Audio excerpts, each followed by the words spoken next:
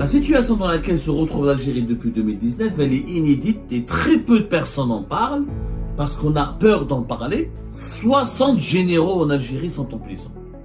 10 généraux majors, 85 colonels, ça fait un total de 155 officiers supérieurs de l'armée algérienne qui sont incarcérés, dont certains depuis 2019. Je ne sais pas si vous vous rendez compte. C'est tout un commandement militaire qui est en prison. Il y a des pays entiers qui n'ont pas autant d'officiers supérieurs de l'armée. C'est un commandement. C'est tout simplement affolant. C'est même extrêmement grave. S'il y a 155 colons peu traîtres, pourquoi le reste serait propre? Pourquoi ceux qui sont au pouvoir actuellement seraient propres? Sans citer leur nom, mais on peut citer Saïd Chengreha. Nous, Saïd Chengreha, il est propre. Qui va? Saïd Chengreha et les autres ont un antivirus contre la corruption. Ça veut dire que l'Algérie est un pays mafieux. Ça n'a classe, il faut fermer le pays, il faut dissoudre le drapeau, habso l'hymne national. On dit que c'est une mafia à ciel ouvert. Avoir 155 officiers corrompus, corrupteurs et mafieux et traîtres, ma prêche doula. Ma doula, ma prêche, ça n'a jamais existé.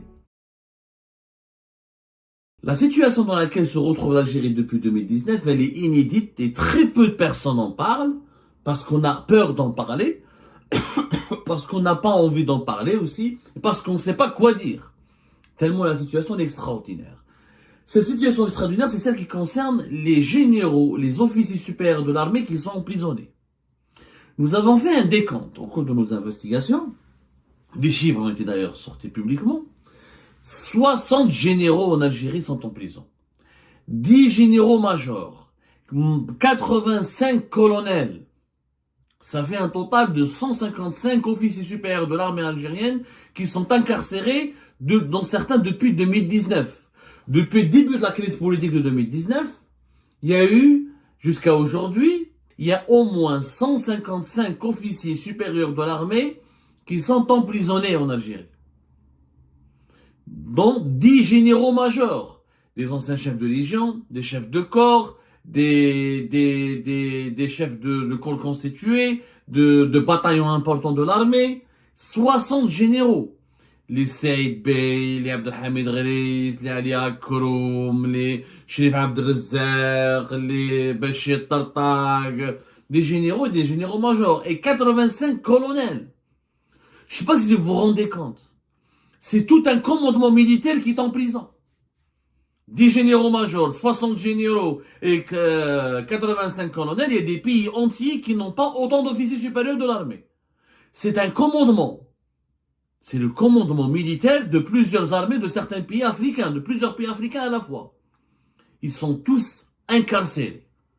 La majorité, c'est des affaires de corruption, d'enrichissement illicite, trafic d'influence, de désobéissance à des instructions, et certains pour des affaires d'espionnage et de haute trahison.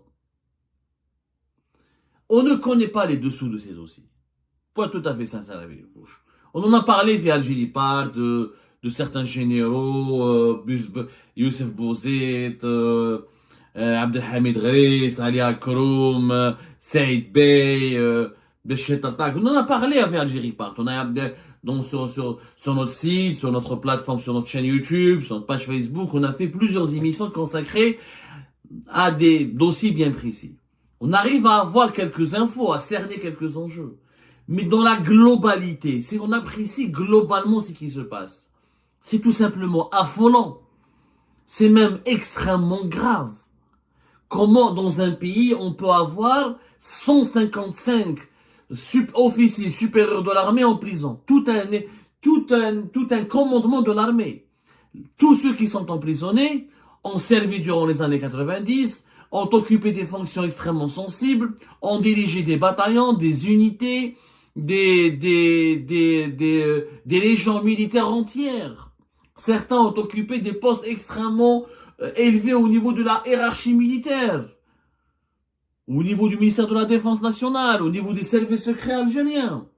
Et tous ont servi l'armée algérienne. Tous ont servi l'armée algérienne. Tous ont participé de près ou de loin, mais surtout de près aux opérations militaires contre les groupes armés islamistes des années 90.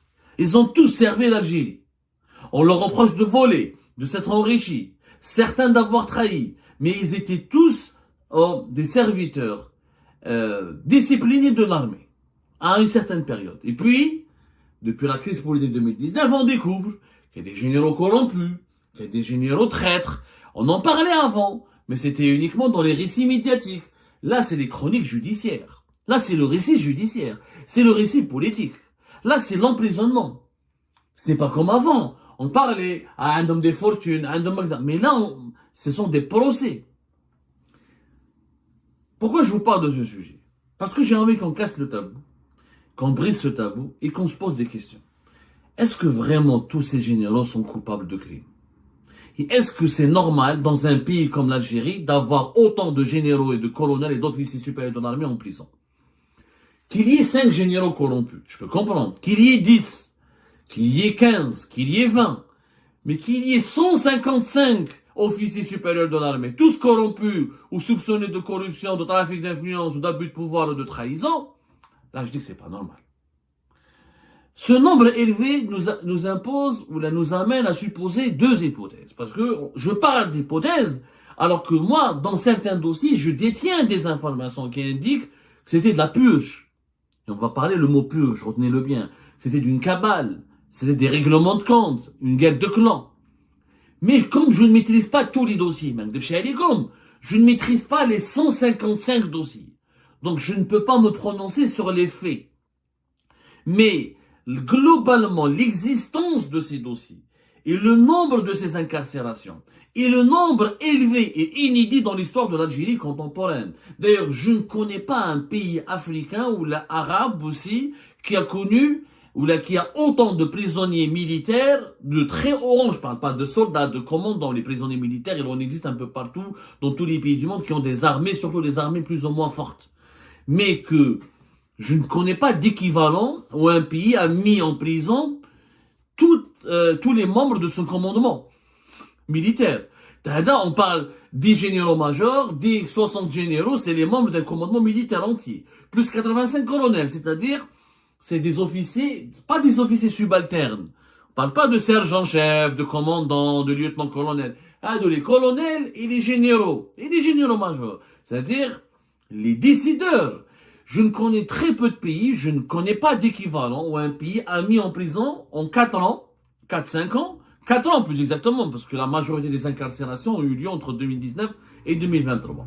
Une partie en 2024, mais la majorité écrasante ont été emprisonnés, ou les emprisonnements ont été décidés entre 2019 et 2023. Donc en 4 ans, 155 hauts gradés d'une armée mis en prison. Cela, sans connaître les faits. Qu'il y a une 2 hypothèses. Ou ça veut dire que tout le monde est corrompu. S'il y a 155 corrompus et traîtres, pourquoi le reste serait propre? Je ne comprends pas. Pourquoi ceux qui sont au pouvoir actuellement seraient propres? Sans citer leur nom, mais on peut citer Saïd Chengriha. Nous disons Saïd Chengriha, il est propre. Qui va? Saïd Bey corrompu. Chef Abdelazar corrompu. Bachir Tartak corrompu. Abdelhamid Ghilis corrompu. Luka corrompu, sauf Saïd Chengriha ou Jmeto. C'est-à-dire le virus, c'est-à-dire que Saïd Chengriha et les autres ont un antivirus contre la corruption. Je ne sais pas. Je me pose la question. S'il y a autant d'officiers et de généraux corrompus et traîtres, vous ne pouvez pas, ceux qui sont au pouvoir ne peuvent pas être à l'abri de la critique, ne peuvent pas être à l'abri du soupçon. Ou là, on ne peut pas les considérer au-dessus de tout soupçon. Il n'est pas normal d'avoir autant de traîtres. C'est pas possible.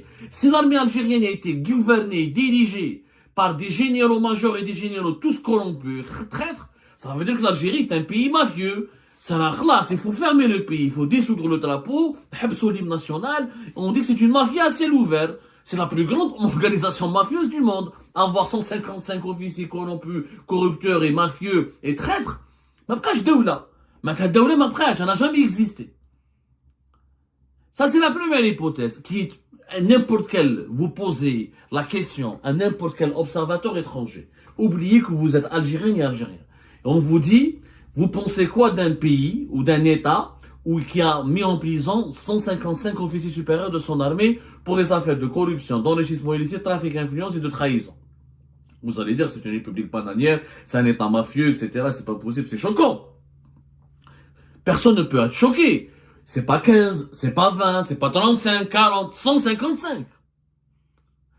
Et après, vous vous posez la question. Et ceux qui sont au pouvoir aujourd'hui, quelle est la garantie qu'ils sont propres? Qu'est-ce qui nous garantit que les décideurs d'aujourd'hui ne vont pas rejoindre les 155 en prison?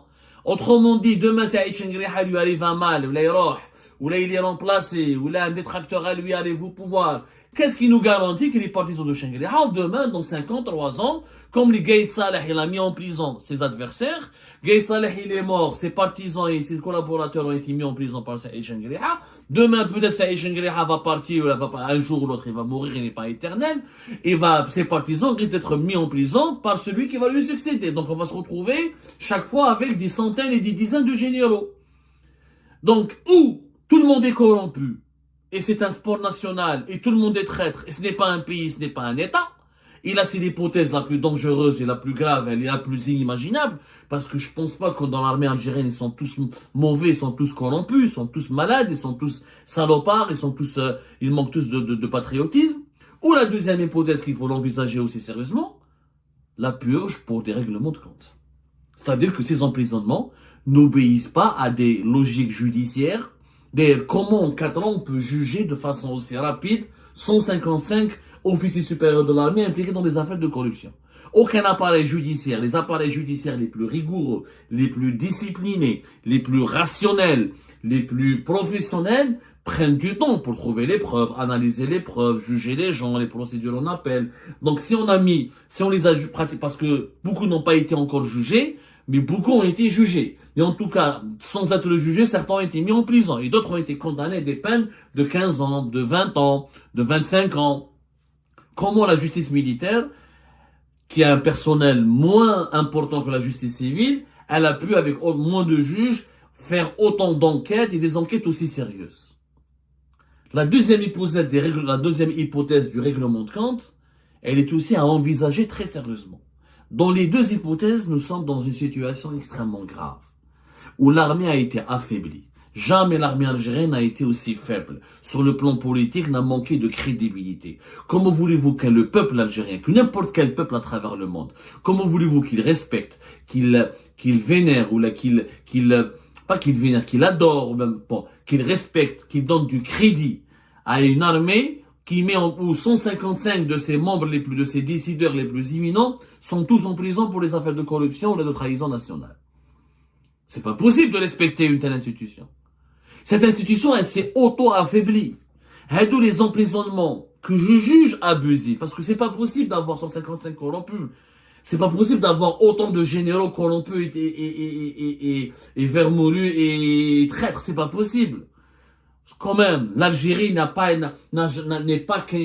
sinon ça serait à considérer, on serait contraint de considérer l'Algérie comme une entité mafieuse. Mais l'Algérie n'est pas une entité mafieuse. Nous ne sommes pas tous mauvais. On n'est pas tous corrompus. On n'est pas tous traîtres. Rationnellement, raisonnablement, scientifiquement, logiquement, on ne peut qu'aboutir, on ne peut qu'avantager la deuxième hypothèse. Que c'est une purge menée pour des règlements de compte politiques. Un peu comme cet épisode de l'armée algérienne qui emprisonne et qui incarcère ses principaux décideurs et des généraux et des décideurs qui ont géré ou la formé et passé le tout, ils ont donné toute leur vie. Parce que peut-être qu'ils ont été corrompus, etc., mais ils ont donné leur vie au pays, ils ont servi le pays. Je suis pas en train de dire qu'ils sont innocents, mais j'ai pas vu de preuves de culpabilité, je ne sais pas s'ils sont coupables ou innocents. Tout ce que je sais, c'est que cette situation elle est anormale, qu'il ne peut pas y avoir autant de coupables.